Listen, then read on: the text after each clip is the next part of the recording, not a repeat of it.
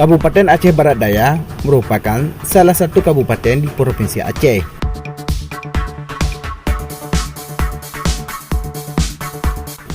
Kabupaten ini resmi berdiri setelah disahkannya Undang-Undang Republik Indonesia Nomor 4 Tahun 2002. Dengan ibu kota pemerintahan di Kota Belampi Digas.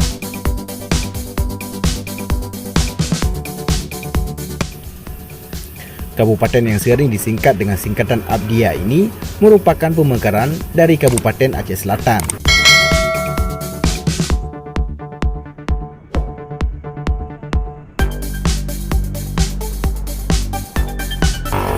Aceh Barat Daya sebagai hasil pemekaran bukanlah merupakan akibat dari reformasi pada tahun 1998 guys.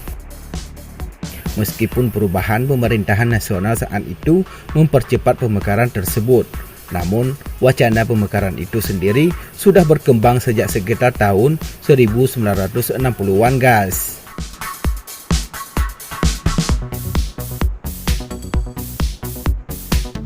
Kabupaten ini memiliki banyak sebutan guys, di antaranya Tanah Bersigupai, Bumo Tengku Pekan, Bumi Persada, Tanah Mano Pucuk, Bumi Cerana, Alu Malim Dewa, dan sebagainya guys.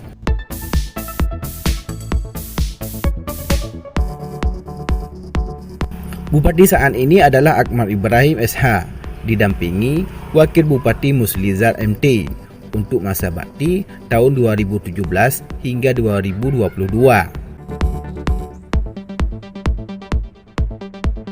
Didahului oleh Bupati Insinyur Jufri Hasanuddin MM dan Wakil Bupati Erwanto SE MA untuk masa bakti tahun 2012 hingga 2017 guys.